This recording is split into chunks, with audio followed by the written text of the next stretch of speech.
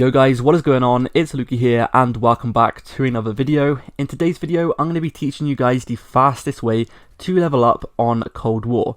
Every single Call of Duty, pretty much everyone, their favourite thing to do is just to level up as fast as possible. So in today's video, I'm going to be talking through my biggest tips and tricks on how you guys can level up as fast as possible. If you guys enjoy or if this video does help you out in any way, make sure to subscribe for more daily content. We're trying to hit 40,000 subscribers on this YouTube channel, so if you guys could, that would be much appreciated.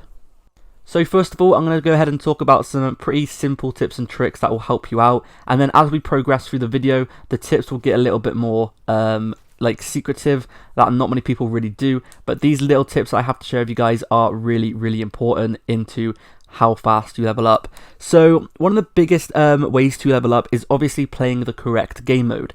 Now my personal favourite game mode for leveling up is game modes such as Kill Confirmed, Domination, Hardpoint is very good, and kind of those objective based game modes but where you can still get a lot of kills.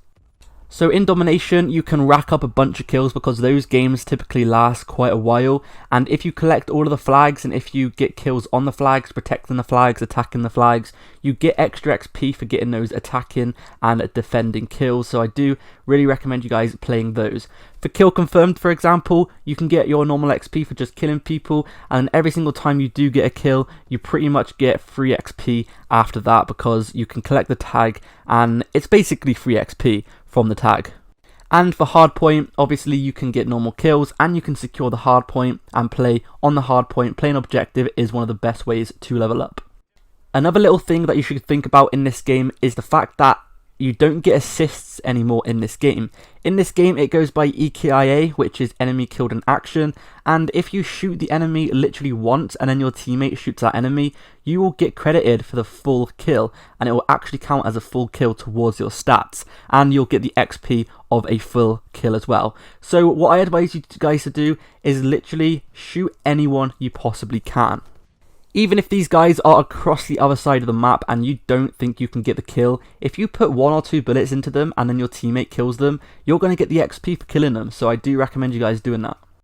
As far as score streaks go, it is simple. This has been the same in every single Call of Duty, but the score streaks you're going to want to use are the score streaks that give you support. So UAV, counter UAV, all those kind of streaks. So whenever you get a kill or whenever the enemies get a kill, you're going to get assist points from that UAV being in the sky. Or if you have a counter UAV, you're going to get assist points for that counter UAV for being in the sky. It's basically free XP, so why the hell would you not do that? My favourite combination of streaks are UAV, counter UAV and a chopper gunner. UAV and counter UAV obviously racks up a lot of assist points throughout the game. You can get about 5 of these every game and these are going to crank your XP up to a whole new level. You're going to be getting a lot more score per game. My final score streak I like to use is something like a chopper gunner or a war machine, and in a typical game for a typical player you will get this streak after around about 20 to 30 kills, and it's basically just a bunch of free XP at the end because it will get you at least 5 to 10 kills per use, if you, especially with the attack chopper as well, because they obviously do it yourself. With the war machine it might be a little bit more difficult to get a bunch of kills because you do control it yourself, so it just depends how good of a player you are. Now the next thing I want to go ahead and talk about is something not many people talk about, and I literally never ever see YouTubers talk about this, and that is to use a variety of weapons. Whatever you guys do, do not stick with one weapon, and the reason for this is because each weapon has a bunch of different attachments you unlock, and let's say for example you are only using the MP5. If you only use the MP5, you're going to get that MP5 to max level, and then you're going to be getting kills with that with that weapon, and not leveling up that weapon.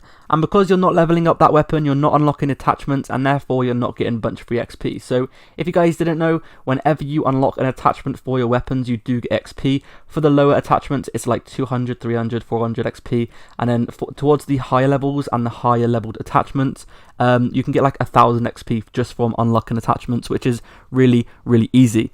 Now if you aren't using a different variety of weapons, then all your kills are just going to be with one weapon, and once you get that weapon maxed out, you're not going to be able to start leveling up any other weapons, and all those kills you get with that weapon aren't going to really be giving you any extra XP unless you go for camos. And that brings me on to my next point, which is that you should be going for as many camos as you possibly can. However, I don't recommend you only trying to get challenges on your weapons completed, because if you do this, you're going to get less kills than normal. So for example, let's say the challenge is to get 100 headshots on your weapon.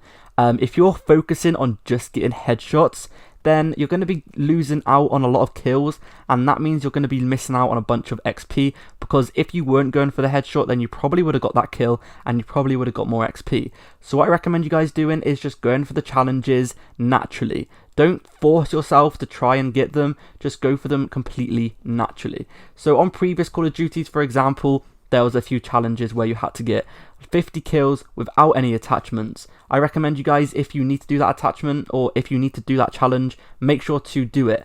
Another great way to level up is check your barracks and check the challenges that you are close to completing.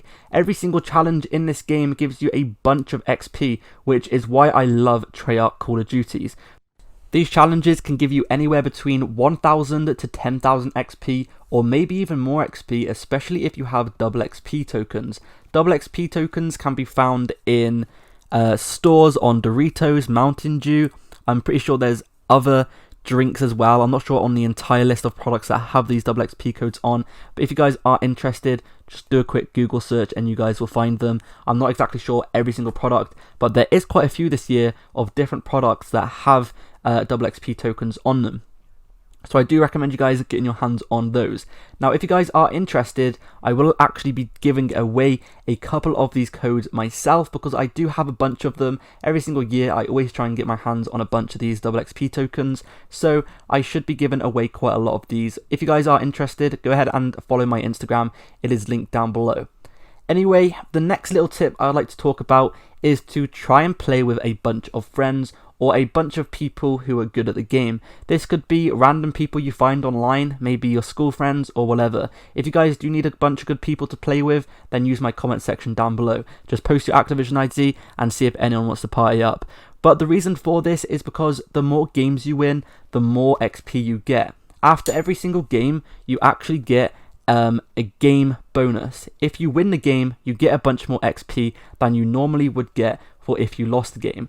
Now, these numbers are anywhere between 1000 XP to 2000 XP if you win, and if you lose the game, you get around about 0 to 1000. So it's definitely important to try and win as many games as you possibly can, because this will actually help you guys out a lot. So I do recommend you guys partying up with your friends, because the more games you win, the more game bonus at the very end you get, and that usually gives you like 2000 XP.